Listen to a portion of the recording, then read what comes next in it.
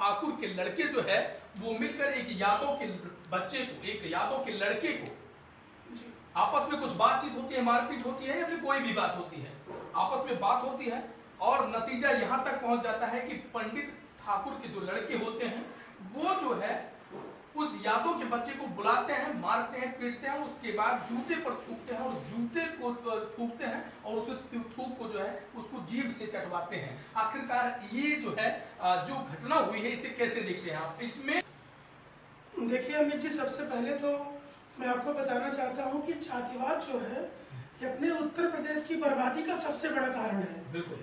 अगर देश के अंदर विकास करना है, प्रदेश के अंदर विकास करना है, तो नेताओं को जातिवाद के मुद्दे से बिल्कुल दूर हट जाना चाहिए।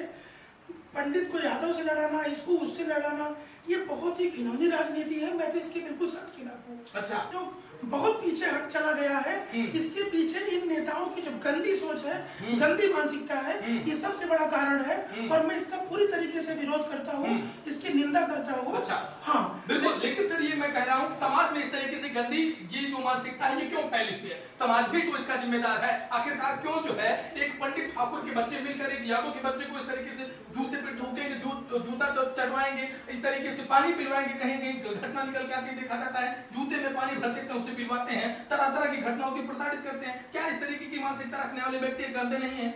देखिए मानसिक देखिए जो लोगों की जो मानसिकता होती है वो शिक्षा पे डिपेंड करती है, नेता जो गाइडलाइन लोगों को उस पर डिपेंड करती है। तो सबसे पहले शिक्षा पे खास ध्यान देना चाहिए ताकि लोगों को की समझ इतनी ज्यादा हो जाए कि वो इतनी छोटी बात को कभी सोच ही ना सके। आज लोगों ने क्या किया है, आज हमारा 2024 का भारत है और 2024 के भारत में अगर लोग सिर्फ जाति की बात करेंगे तो फिर देश का विकास कैसे होगा? आज पूरी दुनिया कहां से कहां पहुंच गई है, आज जीडीपी कहां तक पहुंच गई पूरी दुनिया की, लेकिन हिंदुस्तान की हालत इसलिए खराब है क्योंकि लोगों की सोच सिर्फ जातियों तक सीमित है। समाज के हर पहलू पर, देश के हर पहलू पर, विकास के हर पहलू पर लोगों को ध्यान देना पड़ेगा, तब लोग अपनी सोच से थोड़ा सा ऊपर उठेंगे।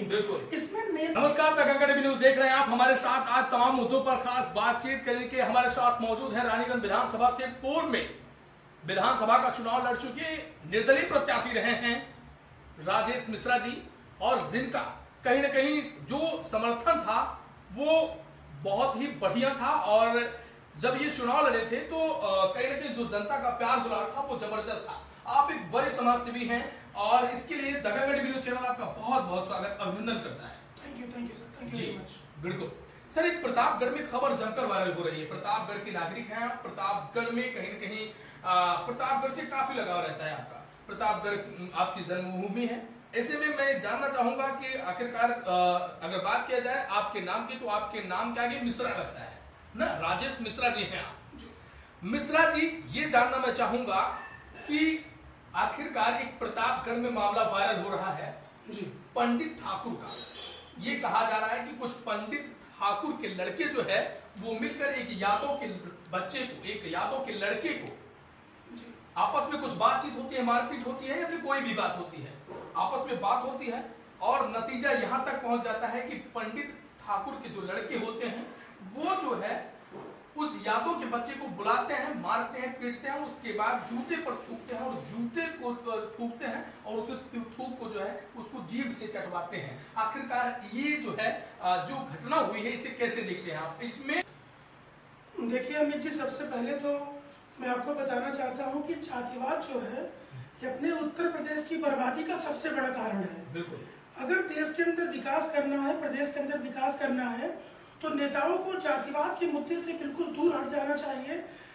पंडित को यादव से लड़ाना, इसको उससे लड़ाना, ये बहुत ही घिनौनी राजनीति है। मैं तो इसके बिल्कुल सख्त खिलाफ हूँ। अच्छा, जो मंगेश यादव इसमें आए हैं राजनीति कर रहे हैं, इसके खिलाफ हैं वो गगन यादव जो इसमें आए हैं और वो इसमें प्रोपोगंडा फैला रहे हैं, तो मतलब क्या कहेंगे कि ऐसे नेताओं को नहीं करना चाहिए, इस मामले में शांति व्यवस्था बनाए रखना चाहिए या फिर क्या करना चाहिए? उनके खिलाफ हैं आप, जो गगन यादव आकर प्रोपोगंडा फैला रहे हैं, प्रतापगढ़ में शासन प्रशासन के खिलाफ कहीं ना कहीं आवाज उठा रहे हैं और चिल्ला रहे हैं कि इस तरीके से यादव के साथ हो रहा है। देखिए, समाजवादी पार्टी के जो भी लोग हैं, मैं तो जो भी नाम है गगन यादव जो भी है, समाजवादी पार्टी ने जातिवाद का सबसे बड़ा बीज उत्तर प्रदेश में बोया है। पहले लोग जहां पर दुनिया विकास की तरफ जाती है, डेवलपमेंट के बारे में सोचती है, चंद्रयान चंद्रमा पे जाता है, इनकी सारी की सारी सुई जो है जातिवाद पे आके अटक जाती है। कभी भी बच्चों जो विद्यार्थी की शिक्षा का क्या होगा, प्रदेश का विकास का क्या होगा, सड़क कैसे बनेगी, रोजगार कैसे बढ़ेगा, उद्योग जगत कैसे आगे बढ़ेगा, इन चीजों के बारे में सोचने के बजाय खाली जातिवाद का मसाला डाल करके और अपनी राजनीतिक रोटी सेकने का काम ये लोग करते हैं। तो मैं तो इनके विचार के बिल्कुल सख्त खिलाफ हूँ। और मैं ये भी कहना चाहता हूँ कि अगर इस तरह की कोई बात हुई है तो पहले इस केस के अंदर कितनी सच्चाई है। लेकिन एक चीज बिल्कुल बिल्कुल सर, लेकिन एक चीज आप कह रहे हैं कि ये लोग जातिवाद फैलाते हैं, जातिवादी तरीके से हर चीज को देखते हैं, किसी खास जाति को देखते हैं, लेकिन क्या वो अपने ही जाति के लोगों के दुख दर्द को समझ रहे हैं, उनकी आवाज उठा रहे हैं? ये गलत है सर। अपने अपने लोगों की आवाज उठाना गलत है, उनके साथ शोषण हो रहा है तो क्या उस बात को वो उठाना गलत कर रहे हैं? आप कह रहे हैं कि इसकी मैं निंदा करता हूँ? नहीं, मैं सिर्फ आपको एक बात कहूंगा, नेता की जो जिम्मेदारी होती है वो समाज के हर वर्ग के साथ होती है, हर व्यक्ति के साथ होनी चाहिए। अगर नेता कोई प्रतिनिधित्व कर रहा है अपनी विधानसभा में तो उसको एक जाति के प्रतिनिधित्व के बजाय पूरे हर समाज को साथ में लेकर चलना चाहिए। मतलब यादव को यादव के साथ नहीं, पंडित को पंडित के साथ नहीं, पटेल को पटेल के साथ नहीं, सर्वजात के साथ होना चाहिए, ये कहना चाह रहे हैं आप? बिल्कुल आज के लोगों को इस सोच से आगे बढ़ना पड़ेगा कि खाली लोग अपनी जाति के बारे में बात करेंगे, अपने धर्म के बारे में बात करेंगे, ये सोच बिल्कुल ही गलत है। आज उत्तर प्रदेश जो बहुत पीछे हट चला गया है, इसके पीछे इन नेताओं की जो गंदी सोच है, गंदी मानसिकता है, ये सबसे बड़ा कारण है। और मैं इसका पूरी तरीके से विरोध करता हूँ, इसकी निंदा करता हूँ। अच्छा, हाँ बिल्कुल। लेकिन सर ये मैं कह रहा हूँ समाज में इस तरीके से गंदी ये जो मानसिकता है ये क्यों फैली हुई है? समाज भी तो इसका जिम्मेदार है। आखिरकार क्यों जो है एक पंडित ठाकुर के बच्चे मिलकर एक यादव के बच्चे को इस तरीके से जूते पे ठोकेंगे, जूता चढ़वाएंगे, इस तरीके से पानी पिलवाएंगे, कहीं घटना निकल के आती देखा जाता है, जूते में पानी भरते थे उसे पिलवाते हैं, तरह तरह की घटनाओं की प्रताड़ित करते हैं। क्या इस तरीके की मानसिकता रखने वाले व्यक्ति गंदे नहीं है? देखिए मानसिक जो लोगों की जो मानसिकता होती है वो शिक्षा पे डिपेंड करती है। नेता जो गाइडलाइन लोगों को उस पर डिपेंड करती है। तो सबसे पहले शिक्षा पे खास ध्यान देना चाहिए ताकि लोगों को की समझ इतनी ज्यादा हो जाए कि वो इतनी छोटी बात को कभी सोच ही ना सके। आज लोगों ने क्या किया है, आज हमारा 2024 का भारत है और 2024 के भारत में अगर लोग सिर्फ जाति की बात करेंगे तो फिर देश का विकास कैसे होगा? आज पूरी दुनिया कहां से कहां पहुंच गई है, आज जीडीपी कहां तक पहुंच गई पूरी दुनिया की, लेकिन हिंदुस्तान की हालत इसलिए खराब है क्योंकि लोगों की सोच सिर्फ जातियों तक सीमित है। समाज के हर पहलू पर, देश के हर पहलू पर, विकास के हर पहलू पर लोगों को ध्यान देना पड़ेगा, तब लोग अपनी सोच से थोड़ा सा ऊपर उठेंगे। इसमें नेता की पूरी जिम्मेदारी है, पूरी भागीदारी है। समाज को बदलने का काम नेताओं को है। उनको अगर हर चीज पे ध्यान देंगे तो हमारे समाज का जो सोचने का स्तर है वो बहुत बड़ा हो जाएगा और इस तरह की घटिया सोच लोगों के जहन में कभी पैदा नहीं होगी। लेकिन सर इसे कैसे देखते हैं आप? क्या कोई इस तरीके से थूक चकवा दे किसी को जबरदस्ती मिट्टी में उसकी नाक रगड़ दे, उसके ऊपर जूता से मारे, ये सब चीजें क्या देखते हैं? अगर वो पंडित ठाकुर हैं भी तो क्या हुआ? क्या किसी के साथ इस तरीके से जबरदस्ती करेंगे? इसे कैसे देखते हैं? ये गलत है या सही है? आपके नजरिए से कैसा है? देखिए सबसे पहले तो चाहे वो यादव हो चाहे जो हो, सबसे पहले मैं इसकी घोर निंदा करता हूँ। ऐसे लोगों को कड़ी से कड़ी सजा मिलनी चाहिए और कानून के अंदर बहुत सारे प्रावधान है, कानून को ऐसी कड़ी से कड़ी सजा देनी चाहिए कि लोग इस तरीके की हिमाकत न कर सके काम करने के पहले। किसी को जूते पे थूक चटवाना ये बहुत ही निंदनीय है। और दूसरी बात है इस पूरे पहलू पर इसकी जांच होनी चाहिए, इस आरोप में कितनी सच्चाई है। लेकिन अगर ये आरोप बिल्कुल सच है तो उनको ऐसी सजा मिलनी चाहिए कि उनकी पूरी रूह कांप जाए और इसको जिन लोगों तक ये मैसेज पहुंचे अपनी जिंदगी में कभी हिमाकत न कर सके, ऐसा कड़ा कदम कानून को लेना चाहिए। बिल्कुल सर, लेकिन मतलब ये भी देखते हैं कि वो भले ही पंडित हो या फिर ठाकुर हो, कोई दिक्कत नहीं है आपको। यदि कोई मिश्रा करता तो आपको दिक्कत तो नहीं होती? ना ये बात मिश्रा, देखिए आज लोगों ने क्या किया है, जातियों को अलग अलग प्रकार से बांट दिया है, धर्मों को अलग अलग प्रकार से बांट दिया है और फूट डालो और राज करो की जो राजनीति देश के अंदर चल रही है, मैं इसके पूरी तरीके से सख्त खिलाफ हूँ। कोई भी आदमी है, देश के हर जिम्मेदार नागरिक को कानून का पालन करना चाहिए। अगर इस तरह का कुछ भी काम उन्होंने किया है, कोई भी करे, कोई पंडित करे, कोई ठाकुर करे, कोई यादव करे, उनको बस कड़ी से कड़ी सजा मिलनी चाहिए। बस मैं इसके पक्ष में हूँ, मैं इससे जाति से मेरा कोई लेना देना नहीं है।